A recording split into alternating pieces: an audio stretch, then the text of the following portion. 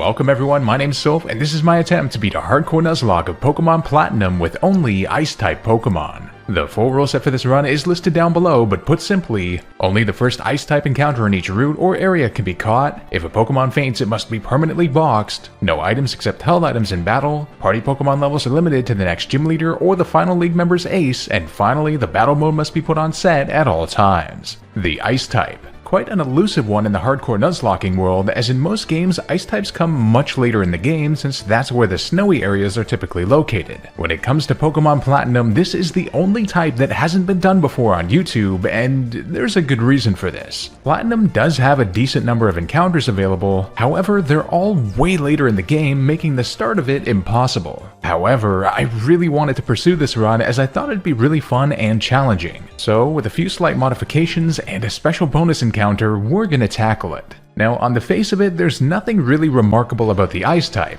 In fact, I thought the overall base stat average would be higher in speed, but I guess not. It does have some very common weaknesses though, so we'll have to be careful and strategize well. And when it comes to strategizing well in games, recently I've been leveling up my skills big time with today's sponsor, Bloodline Heroes of Lithis, a free-to-play mobile game for both Android and iOS. Bloodline is a strategic card-based RPG with Western fantasy elements, and quite stunning graphics that kinda surprised me with how realistic they are. While progressing through the story, there are some incredible things you get to do, like collect and upgrade your champions, but also, with light sim gameplay, you're able to build up your own kingdom and choose your own path within it, which is such an enjoyable and fulfilling process. Now, as Pokemon fans, we're all familiar with breeding, but you do just get a copy of one or the other parent. But in Bloodline, you can create legendary heirs of your houses with endless possibilities by combining the forces of various bloodlines through finding companions, and find dozens of traits best suited for a particular part of the game. We all love the numerous characters in Pokemon too, and in Bloodline there are tons of wicked characters like those in the Card Clan you can get for free by logging in. Lycanus, a lineage of werewolves with a slick design, Volgar, the demigods, and, as an example of the heirs you can create, a dragonborn demigod hybrid which you can obtain for free. Coupled with these cool mechanics and easy controls on a vertical screen, the story itself is also way beyond what I've ever seen from a mobile game. Seriously, I found myself getting quite personally invested in it. Download the game now by clicking the link in the description below or scan the QR code on screen. Using my gift code below, you can obtain sweet in-game rewards including 1 champion token, 100,000 gold, and 100 diamonds to top it all off. Thanks to Bloodline Heroes of Lithis for sponsoring today's video, and let's get into the run. Alright, here we go, one of the greatest Pokemon games of all time with one of the rarest types out there. This should be fun. Mr. Rowan, pleasure to see ya. Okay, this is like the only context in which it's appropriate for an old man to... Okay, never mind. He sets us off on our journey and... what are we, Ant-Man? In our room, Barry barges in to harass us. Oh hey, is this a new PC? No, Barry, that's a laptop. Up ahead, it's time to pick our starter, and we're gonna do something interesting here. Since we have no viable encounters at the outset, we're gonna have a little fun and pretend we're a time traveler from the historical Sinnoh region, Hisui, from Legends Arceus, and modify our starter to be a Spheal, which were everywhere in Hisui. Whoever exterminated them all sometime between then and now, I have some unfinished business with you. The Spheal line is one of my favorites of all time. Being part water type, Spheal makes the battle with Barry quite easy, although I'm sure that will change as Chimchar evolves to get the fighting type. No idea how we're going to deal with that with an ice team later on. Back at the lab, we get to nickname Spheal, and I was going to name it Hugh if it was male, but it's not. I guess we'll go with... Okay, never mind. Huette it is. Huette ends up having a bashful neutral nature, not bad at all. Before leaving, Rowan gives us the return TM, quite a great TM as our Pokemon become more friendly, and on Route 202, after the catching tutorial, Dawn gives us some Pokeballs, officially starting our run. In no time, we arrive in Jubilife City, and after exposing an undercover international police member, I head west. Now this was a very painful reminder of our Pearl normal run when I planned an entire run around getting a Glameow early on because it's available on Route 218, but it turned out to only be accessible on the other side of the water. Harsh times. To the east, Barry challenges us to battle again, this time leading with a Starly. I don't think he really knew what to do about Huette because he merely spammed Growl until he got KO'd, and then his Chimchar proceeded to just spam Leer until it suffered the same fate. If he actually attacked us, that could have been dangerous, but a freebie I guess. Arriving at the Oreburgh gate, this hiker says, "That sparkling new Pokétch, your awkwardness as a traveler." Hey, I'm not awkward. The hell, man. But in all seriousness, have you got any bread, man? Any bread? I'm starving. No bread? Oh, okay. Well, bye. With that out of the way, we arrive at our first gym destination, Oreburgh City. After rescuing Rourke from the mines and also EV training Huette's defense like crazy against wild Geodudes, it's time for the first gym leader, a rock specialist, which is kind of scary for us. We're both super effective against each other, so we have to be careful. He leads with a Geodude, and we immediately outspeed for the 4x super effective same type attack bonus or stab water gun. In comes Onix next, and unfortunately it does outspeed us, but Onix has quite low attack, so it only does about a quarter before we can slam him for the one-hit KO as well. In comes his final Pokemon, Cranidos. Now thankfully with his base 125 attack, he doesn't actually have a rock move. We just have to make sure we don't get flinched or crit by headbutt, and he hits us below half and gets the flinch. Oh no, not good. He then hits us again to just 3 HP, and we flinch again. Are you kidding me? It's all over now as he outspeeds and KOs with Pursuit.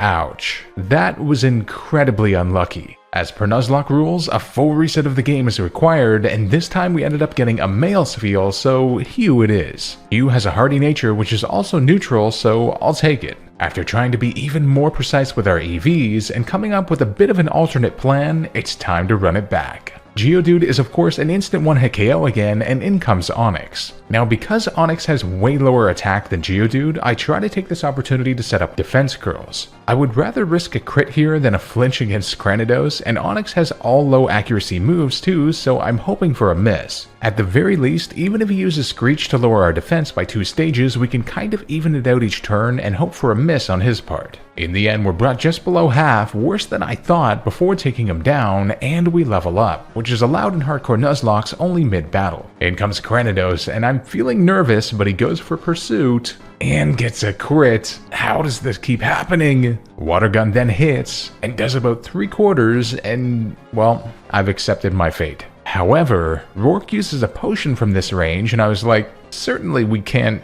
Wait a minute, and yup, Water Gun KOs from that range. Unbelievable. First badge acquired, and by the slimmest of margins. That was nuts. North of Jubilife, galactic grunts are harassing Dawn and Rowan, saying, Now, you must comply. Hand over everything. For free, naturally. Failure to comply will result in a painful time. Must you be so difficult? We are speaking to you on business, because this is work for us. Alright, this sounds exactly like a phone scammer. Speaking of which, does anyone else get like 2 scam calls a day? It's been ridiculous lately. Oh well, at least these grunts make me realize how great the Powder Snow move is in doubles, hitting both targets at the same time. Now because ice types aren't technically available until like the 7th badge, this is the only other modification that we've done. Of the ice types in the game, they've been randomly placed in areas after badges 1, 3, and 5, which is about where you'd get encounters in most other runs. That means here on Route 204 we can get our next encounter, and it ends up being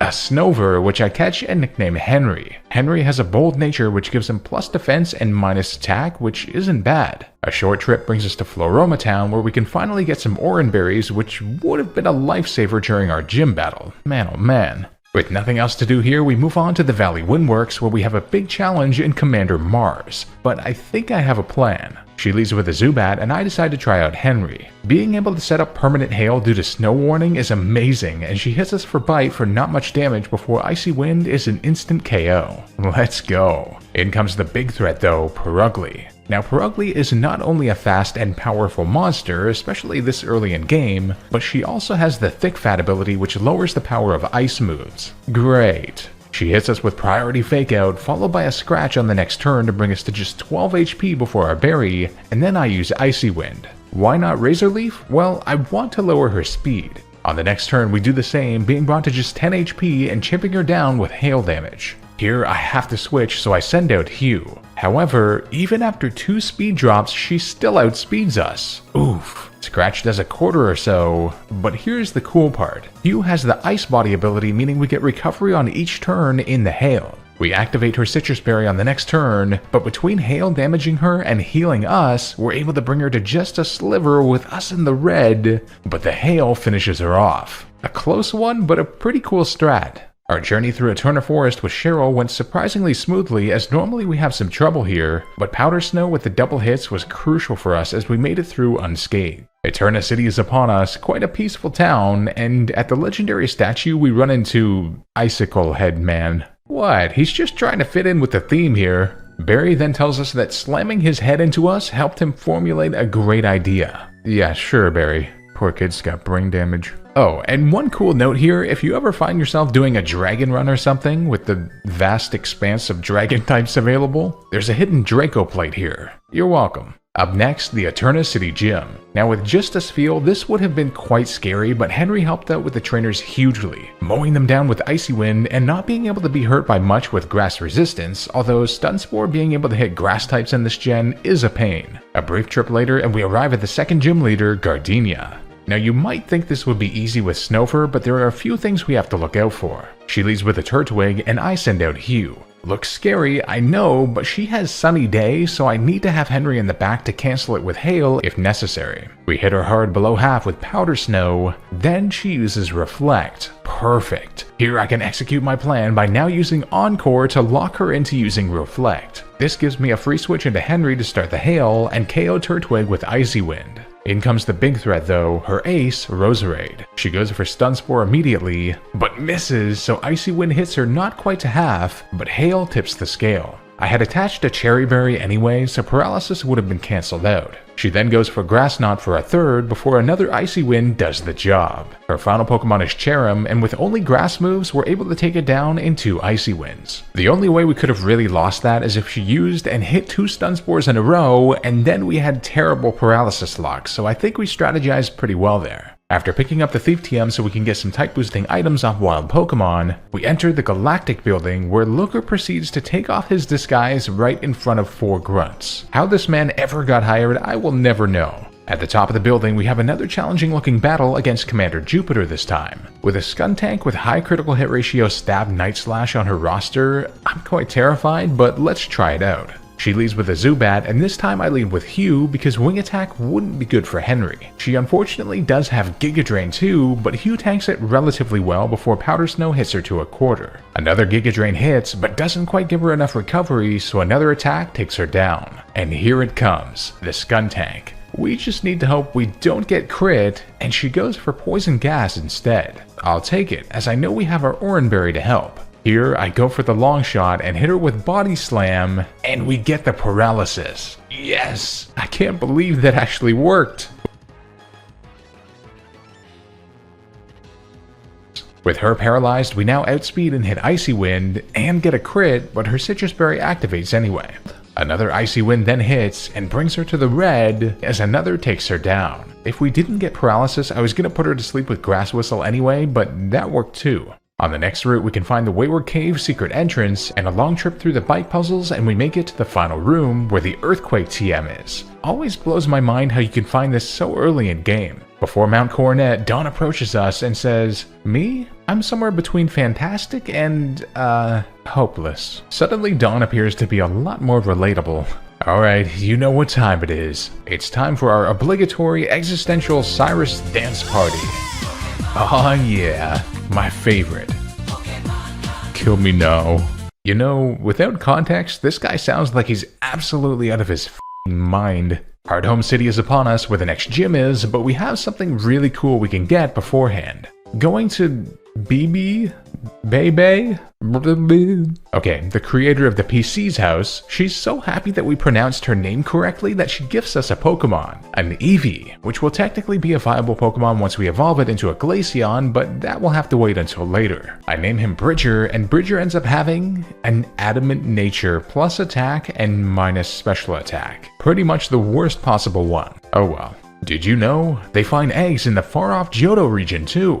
My dude? That's like saying, did you know? They eat food in Austria too! Before anything, I head all the way back to the Eterna Gate to grab the XP share from this guy, as it helps a lot with being able to sneak in extra EVs without going past the level cap by attaching it to an HM Mon. I'll never get over this. Oh, my hero! And then your mom's just like, oh, hi, Soph. What I love about this is the game doesn't force you to do the damn fashion show, but it's available as an option if you want to. That's how it should be done. I'm looking at you, Pokestar Studios. Alright, it's gym time. This time the Hearthome gym, which is the third one in Platinum only. This is an interesting one for sure, as Ghost is a neutral type against us, and we're neutral against it too. But Henry does pretty well, especially with the Icy Wind lowering their speed so we can outspeed otherwise quick Ghost types on the second turn. When they don't use Sucker Punch, that is. In the process, Hugh learns Aurora Beam, a great power upgrade. The third gym leader is Fantina, the Ghost Specialist, and, well, her battle is looking near impossible on the face of it. I spent forever theory crafting and eventually stumbled on a strat that I thought might just get us through this, but could go wrong at any moment. She leads with a Duskull and I send out Henry. I did this just to get the hail up and to also have both Pokemon out so they can both level up after she goes down, as I immediately switch into Hugh, and as planned the bait worked as she tried to burn us but missed anyway. I can now use Encore to lock her into it as she hits it this time, but I had attached a Rostberry anyway which heals us. Now I hit it with Aurora Beam to about half and she gets another burn off, but Ice Body heals us a bit each turn too. Another attack barely doesn't KO and the hail brings her to just a sliver, so she uses a super potion. Encore does last 4 to 8 turns in this gen though, so in the end we take her down with 3/4 remaining. In comes her ace next, Miss Magius. Knowing she'll use Magical Leaf, I stay in, we survive on just 13 HP, and I encored right away to lock her into it. We end up with just 8 HP after Ice Body and Burn, and here I now switch into Henry as Magical Leaf does hardly anything. A few turns of Icy Wind and we bring her below half, at which point her Citrus Berry activates, and knowing Encore could run out at any moment, I use Grass Whistle, and we hit it to put her to sleep. Ice Shard, then Hail brings her to potion range again, but she stays asleep until we hit her to just a sliver, barely not getting the KO. Then she wakes up and lands a Confuse Ray. But the Hail takes her down. Thank God. In comes her final Pokemon, Haunter, and we hurt ourselves in confusion, but our Oreburgh helps. Shadow Claw then doesn't get a crit, and here I'm like, okay, she might Sucker Punch at any moment, so I use Grass Whistle, and she does, so she can't hit us without us using a damaging move, and we put her to sleep. From there, with the Hail helping, we take her down in 3 more attacks, making sure to use Priority Ice Shard at the end in case she did wake up. 3 badges and a hard-earned one at that. The Route 209 gate has us run into Barry again, who challenges us to battle, and now he has a part fighting type Monferno, so this is scary. He leads with a Staravia though, and I lead with Hugh. I know he likes to double team, so I just land an Aurora Beam for the instant KO. Solid. In comes Rosalia next, and here we have a great counter as I switch into Henry, who tanks Mega Drain, then Ice Shard brings him to the red before Poison Sting hits us, then another Ice Shard does the job. In comes the huge threat though, Monferno. Knowing he'll go for 4 times super effective Flame Wheel, I switch into Hugh, against whom it's neutral. He then goes for Leer on the next turn to lower our defense, and then Water Gun does 3/4 after Hail. Now my calcs told me we'd survive a Mach Punch, which I was hyper focused on, but I forgot that because he's low health, his Blaze ability activates, making Flame Wheel an even stronger move technically, but we survive on just 9 HP before our berry and finish him off with the final attack. Sheesh. His final Pokemon is Buizel, which is an easy switch back into Henry for the Razor Leaf KO. A scary one, but we made it through. With 3 badges in hand, that means we get another encounter on Route 209, this time a Sneasel. I was really hoping for a snow run here. We catch him successfully and nickname him Hawk, and Hawk has a naive nature plus speed and minus special defense, not bad. This thing does not have a good type matchup against the next gym though. The long journey to the next city nets us a ton of items, including another return TM from the Lost Tower, a quick pickup of the Defog HM from the Selacion Ruins, and also the Fist Plate to boost fighting type moves on Route 215. Just before we arrive, we encounter these 2 trainers, and thankfully they don't have their Diamond and Pearl Gyarados, so Henry's typing was fantastic against them. Platinum's Gligar sprite will never cease tricking me into thinking it's shiny upon first glance. I mean, what the hell is that?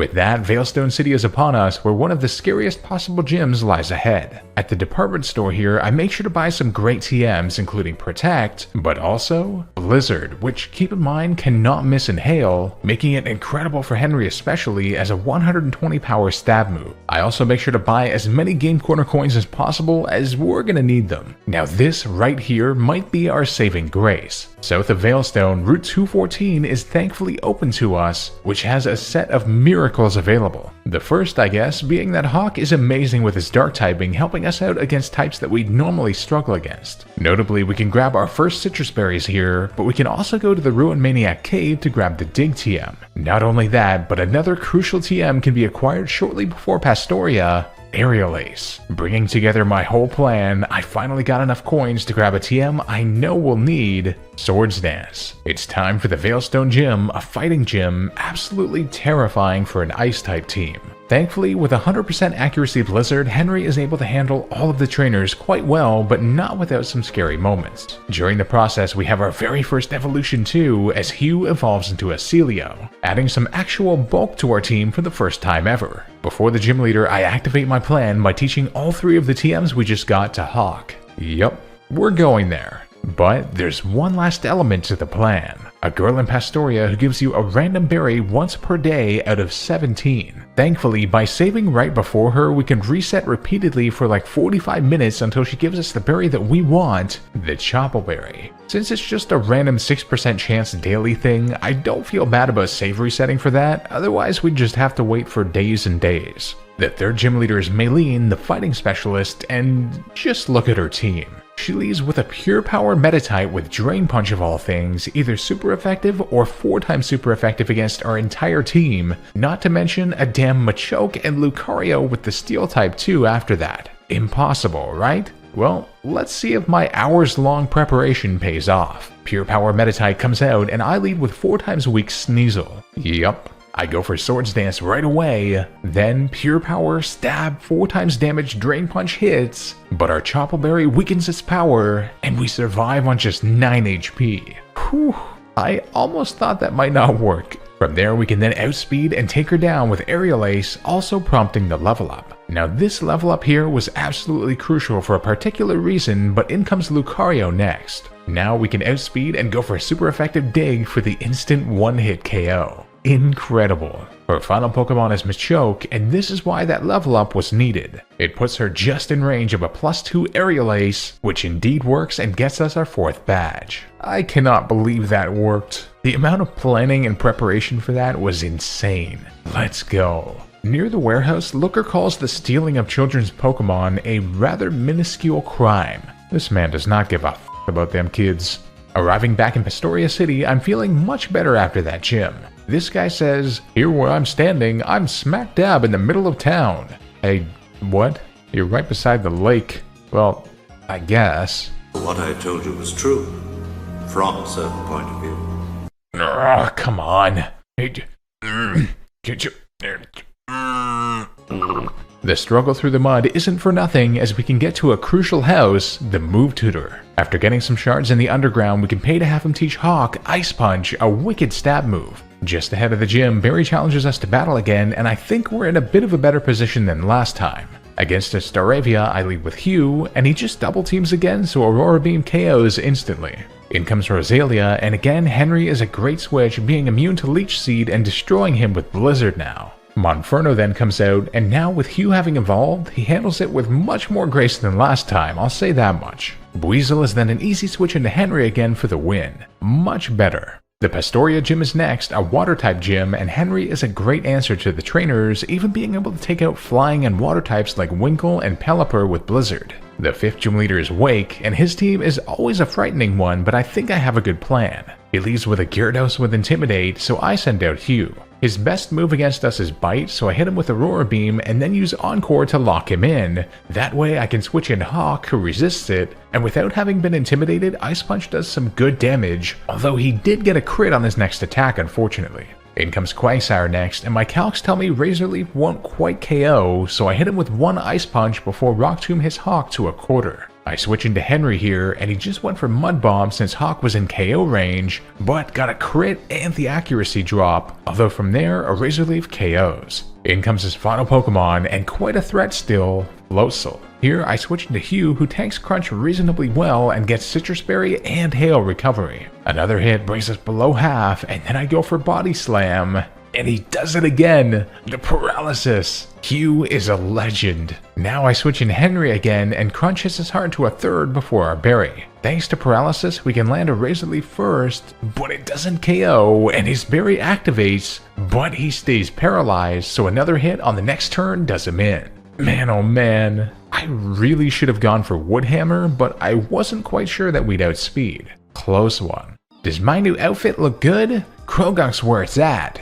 Meh, Scoropy's better. After Looker tells the hotel management that he doesn't give a solitary crap about the champion of the Hoenn region staying there, we run into none other than Cynthia and Barry. Huh? Is this your older sister? No, she's mommy. Poisoning a bunch of Psyduck opens up the northern part of Route 210, where we can not only grab the Shadow Ball TM, which might be useful later, but also a new encounter now that we have badge number 5. This time, a Swinub, which I catch and nickname Marlowe. Marlowe has a rash nature plus special attack and minus special defense. Pretty bad, but hey, it's a Swinub. In Celestic Town, we can grab a great item in the shop to the northwest, as this dude gives us the Black Glasses item to boost dark moves. Great for Hawk. Before our next battle, I head all the way back to the Oreburgh gate now that we have Rock Smash, and get a TM that I think might very well be 100% necessary if we're to have any chance with this run. Brick Break, which I teach to Hawk. In the Celestic Ruins, we're challenged to battle by Team Galactic leader Cyrus, and he leads with his own Sneasel, which would have been a huge problem otherwise, but now we're able to outspeed and take him down with 4 times damage Brick Break. From there, his Murkrow is then an easy KO with Ice Punch, and in comes his Golbat. Surprisingly, he actually survived one on just a sliver and then landed a Confuse Ray, but we made it through on the next turn after he healed and got a better range this time for the one-hit KO.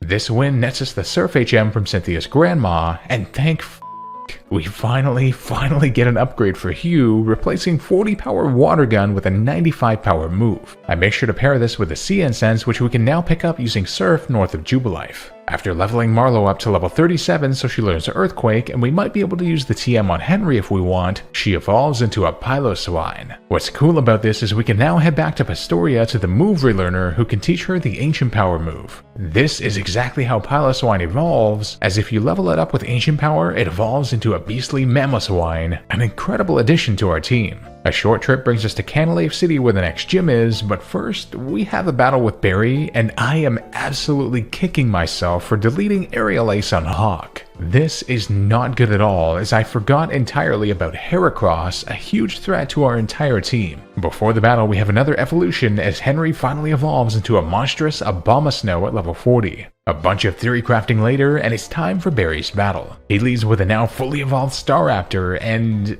I honestly threw my plan out the window as I realized I could encore him into Double Team, and then switch into Hawk, who didn't get the Intimidate of course, and I think this might have been the best option, as now I could freely Swords Dance twice, as long as we make it through Double Team afterwards, and we do for the Ice Punch KO. With +4 attack, we then smash his Heracross too, perhaps one of 2 ways we could have dealt with it deathless. However, in comes Infernape, which has priority Mach Punch, which would end us, so I'm forced to switch. Thankfully, Marlowe is tanky enough to survive a consecutive Mach Punch and Brick Break combo before our Barry, then Stab's super effective Earthquake eviscerates him. His now fully evolved Floatzel is then handled by a switch into Henry with a single Woodhammer for the win. The Canalave gym is up next, and with the Sea Incense and Surf, Hugh does an amazing job tearing through the trainers with ease. The 6th gym leader is Byron, the Steel-type gym leader, and, well, Marlowe tears through his entire team with Earthquake just straight up. Magneton is 4 times weak to it, Steelix survives one but uses Sandstorm, which doesn't even affect us, then Bastiodon is 4 times weak to it as well, and Sturdy only works on actual one-hit KO moves like Fisher in this gen. Finally an easy gym battle. After picking up the Strength HM from Riley on Iron Island, we have a couple battles with the Galactic Commanders. Saturn was first in the Lake Valor Cave, and Marlowe handled his Golbat through Confusion. Then a switch into Hugh with Surf handled Bronzor, which has tough typing for us, but thankfully he was the only thing not weak to Steel on our team. Then Toxicroak was handled by a switch back into Marlowe with Earthquake. not bad at all. Mars at Lake Verity then has a similar team, and for her I used Hawk against Golbat for the outspeed one-hit KO, then Hugh for the Bronzor again, and then I kept Hugh in for Perugly and we got a crit with Surf to take her out so we didn't have to worry about slash crits. Nice. Traveling through Mount Coronet, we can grab some incredible items like the Soft Sand to boost Marlowe's ground moves, and also the Never Melt Ice to boost ice moves. An amazing haul.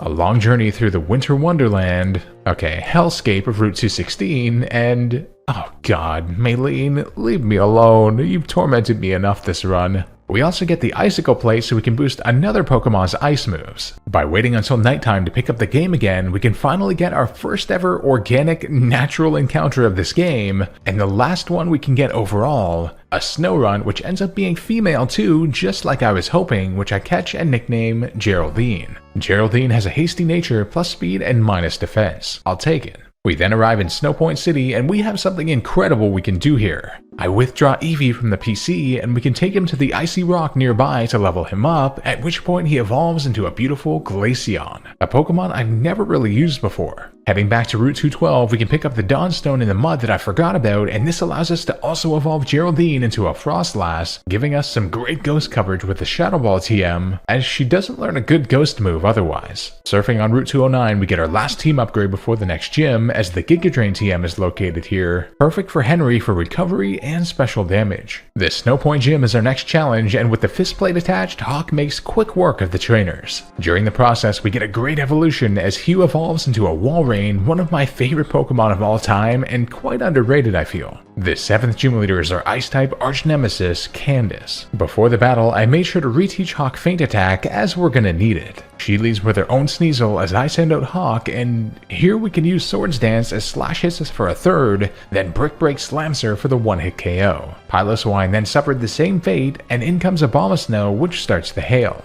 Brick Break was a really close range here, but we get the job done in one hit as well, and in comes her final Pokemon, Frostlass. Now Frostlass has the Snow Cloak ability which raises its evasiveness in the hail, so this is why Feint Attack was vital. Not only is it super effective, but it cannot miss, so it swiftly ends the battle for us. Amazing. Picking up a free Ice Beam TM now that we can use Rock Climb, we can then head to the Galactic HQ where Cyrus is busy confessing his love for Puffins to his minions. Cyrus loves his Puffins. After we insult his precious birds, Cyrus gets mad and battles us. He leaves with his Sneasel, and I send out Henry to start Hail. He uses Screech, then Giga Drain does a third, but then he preemptively switches into Honchkrow out of nowhere. Okay then, that ruins my plan. Here I switch into Geraldine knowing he'd go for Drill Peck, and we survive it on less than half, then outspeed and one-hit KO him with Ice Beam. Now, I leveled up Geraldine big time just so she'd be able to outspeed Crobat, which she does, but Ice Beam just barely doesn't KO, and he lands a bite, but we survive on just 4 HP. Oh man, it doesn't even go down to Hail either, so he full restores, but Ice Shard followed by Ice Beam do the job. Sheesh. His Sneasel is then handled by a switch into our newly evolved Hugh, who absolutely eats an Ice Punch and a Slash to KO with Surf. After the battle, we can walk over a bit to a hidden item on the ground, the Razor Claw. Fantastic. Because it's still nighttime, we can now level up Hawk with it and evolve him into a beastly Weavile. It's time, baby. At the Mount Coronet Peak, we have a double battle with Barry against the Commanders, and the cool thing is that Henry and the Hail can get residual damage and blizzard damage on both opponents each turn. So we make it through their Bronzors and Golbats quite handily, then in comes Skuntank and Perugly. They're both dangerous for us, but a switch into Hugh to tank Flamethrower, then a pivot into Marlowe allowed us to obliterate everything on the damn field with Soft Sand Earthquake. Sorry, Barry. Alright, in my notes for this run, I literally wrote crazy legendary happenings. So, yeah, here are the crazy legendary happenings. What is wrong with me? A crazy long trip through the Distortion World brings us to our final battle against Cyrus, whose team is looking quite scary at this point. After a bit of theory crafting, I think I've come up with a good plan, so let's put it into action. He leads with a Houndoom, so I lead with Marlowe for the outspeed and KO with Earthquake. In comes Gyarados next with Intimidate, so I switch into Henry to tank Waterfall. Ice Fang then hits us to about half, then Blizzard does surprisingly little. He's just able to bring us to a quarter, but we flinch. Ugh. Not wanting to risk it, I switch into Hugh, as he goes for Giga Impact, but Hugh eats it up and is able to take him down with Ice Beam from there. Honchkrow then landed a Drill Peck to bring us to below half before Ice Beam took it out as well, and in comes his Weavile. Knowing he'll use Fake Out, I get a free switch into Hawk here, and Brick Break decimates him. In comes his final Pokemon, Crobat, and my calcs tell me the speeds here is close, and he does outspeed, but we survive Cross Poison below half and land an Icicle Plate boosted Ice Punch for the KO. Following the battle, the almighty Giratina is up next, and as scary as it is, we've got an even scarier beast, Henry, who eats up Ominous Wind and lands a Blizzard, which brings him to a Sliver, and the Hail finishes him, essentially making it a one-hit KO on a Legendary, since we only actually used one move. Too good. Alright, I'm gonna be honest, with her supreme power, Marlo was able to devastate the Sunyshore gym trainers, and the 8th gym leader, Volkner, only had his Jolteon outspeed us surprisingly, and hit us hard with Iron Tail actually. But Marlo outsped and one-hit KO'd every other thing on his team with Soft Sand boosted, stab super effective 100 power Earthquake. Unreal power. Saying goodbye to our dear love from the Johto region, Jasmine, we set off towards our final destination. No, not that kind. I hope. After fulfilling the rest of our EVs and also using the move tutor to teach Marlo Ice Fang, we arrive at Victory Road. A long and perilous journey later, and we arrive at the final test, the Pokemon League. At this point, with 0 deaths this run, those thoughts come to my mind again about a potential deathless run, but the hardest part is yet to come. Right before the league, we have our final battle with Barry, and his team is looking terrifying, even with us being able to level up quite a lot over him with our new level cap. We can't even use Weavile to start since his Staraptor has Intimidate and Close Combat now. A literal hour of theory crafting later, and I have a crazy idea. Staraptor comes out first, and I lead with Henry. It's scary, but I needed Hail, so I switch into Hugh to tank Close Combat, which does nearly half. Ice Body helps a bit as he goes for Close Combat again. We just have to hope for no crit, and he doesn't get one, so we survive on just 27 HP before our Berry and nail him with Ice Beam. In comes the big threat now, Heracross. We have no way to deal with it on the face of it, but I switch into Geraldine knowing that Close Combat's coming, who's immune. Knowing he won't use Close Combat now, I switch into Bridger, and Rock Slide does a quarter. Now, I leveled up Bridger to max here, and I use Protect so Hail hurts him more, and this should put him just in range of a Blizzard and Hail, and it gets the KO. Yes. In comes another huge threat though, Infernape. I go for Protect to scout what he'll use, and it's Flamethrower. Oh no. I thought it would be Focus Blast so we could send out Frostlass again. I know Bridger can survive one though, so I stay in, and we just barely survive on 4 HP before our Berry, and I land a Toxic. I then Protect for poison and hail damage and scout the Focus Blast. Now I can switch into Geraldine, and it works. I can use Protect on Geraldine now, bringing him in range of an Ice Beam outspeed and KO. Oh man, wild. From there, Floatzel was handled by Henry since I knew he wouldn't use Brick Break while Geraldine was still out, and Roserade went down to a Blizzard after hitting a Poison Jab to half. His final Pokemon is a Snorlax, and a gargantuan battle went down with Marlo against it, who emerged victorious with a third left. That was crazy. Before the Elite Four, I taught Hawk Night Slash with the move reminder and picked up Swords Dance TMs just in case we wanted to switch the moves around, as we need the coverage that we have now. The first Elite Four member is Aaron, the Bug Trainer, and his team is actually quite tricky for us with Steel-type Scizor and a Heracross too. I lead with Henry for Hail and bait the Bug Buzz, but he went for Double Team instead as I swapped in Hugh. Interesting. Thankfully we hit the Ice Beam for the KO though, and then in comes Heracross. Baiting the Close Combat, I switch in Geraldine, which works. I then Protect for hail damage and to scout, and he uses Stone Edge instead of Night Slash unfortunately. Regardless, I know Bridger can survive one, and has Snow Cloak to increase evasiveness and hail, and it works as he misses Stone Edge. Yes. Funny thing is, even a plus evasiveness, 80% accuracy hit, and critical hit had a 7% chance of KOing us, so there was no hope for him, as Blizzard then takes him down. In comes Scizor next with Iron Head of all things, but Hugh isn't weak to it, so he can be sent in to survive it and take him down with Surf. From there, Vespiquen was a bit annoying with Defend Order and had Power Gem too, but ultimately got taken down in a few Ice Beams after healing. His final Pokemon is Drapion, and baiting the Cross Poison, we switch into Marlo, who resists it, and can slam him with super effective Earthquake for the KO and the win. A wild first battle, but we pulled through.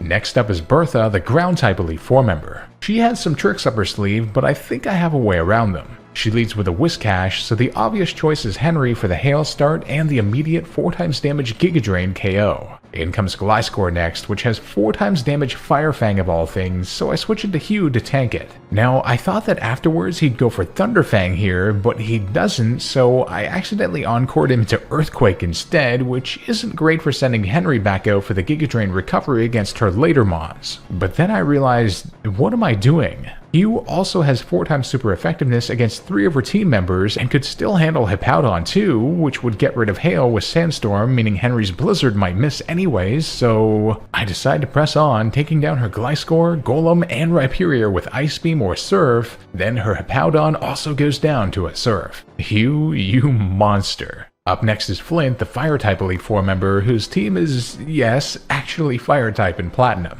Now, I rare-candied Marlowe to 58, which tells me we should outspeed his entire team, and we do. So with super effective Soft Sand boosted Earthquake, we can devastate every single one of his Pokemon. I think it might have been a speed tie with Infernape, but only a crit would have KO'd us anyway, so it was a pretty safe play. How ironic that the Fire-type trainer was the easiest for an Ice team. The last Elite Four member is Lucian, the Psychic trainer, whose team is quite powerful. After some theory crafting, I had a realization though. I think it's time to unleash the beast. I reteach Weavile Swords Dance as we no longer have a need for Dig and attach a Cherry Berry. This is because his only way of preventing my strategy is Thunderbolt Paralysis on Mr. Mime. I get 2 Swords Dances off, necessary for his Bronzong later, then I use a Brick Break which takes down the Reflect that he had set up, our only obstacle, which then allows us to Night Slash sweep his entire team, even outspeeding things like Alakazam and having enough power for Bronzong which isn't weak to it.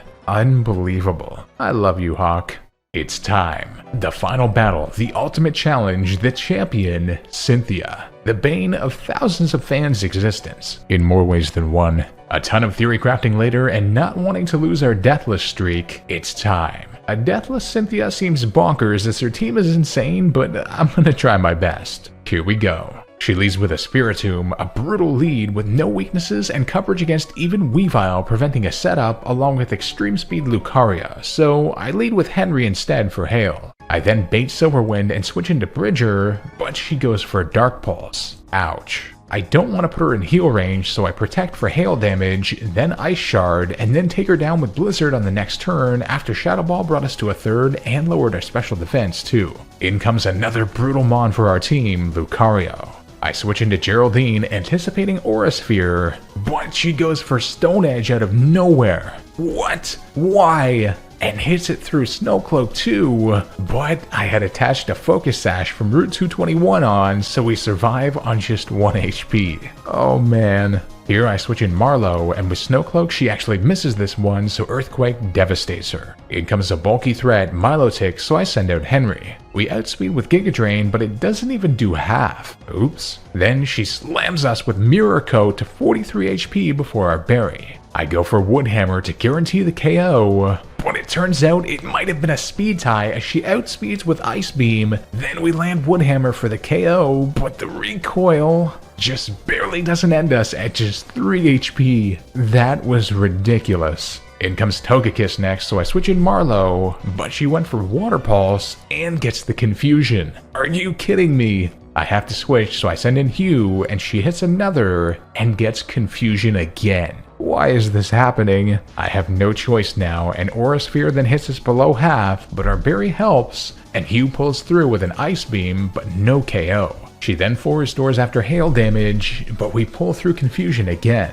Oof. She then lands another Aura Sphere, we tank it on 72 HP, and then snap through Confusion for the KO. In comes Roserade next, and here we can execute Order 66. Just look at our team though, unbelievable. I swap in Hawk, and no crits, so we survive Energy Ball with below half and slam her with the Ice Punch for the KO. In comes her final Pokemon, her ace, Garchomp, which is not only 4 times weak to Ice, but also gets outsped. Not often that happens, and we obliterate her with a superpowered Ice Punch for the victory. We did it. We beat a Hardcore Nuzlocke of Pokemon Platinum with only Ice types and got our second ever Deathless run. That was honestly one of the coolest and most fun runs we've ever done for me. Such a great variety of Pokemon and incredible team synergy too. I hope you also had fun with the run, and if you did, don't forget to hit that subscribe button as it really does help a lot and grows our community. A huge thanks to my YouTube members and patrons who make these videos possible. If you'd like to support and get your name up here, the links are also down below. If you enjoy, drop a like down below to help the video out and leave a comment letting me know what kind of run we should do next, and I'll see you guys for our next challenge video.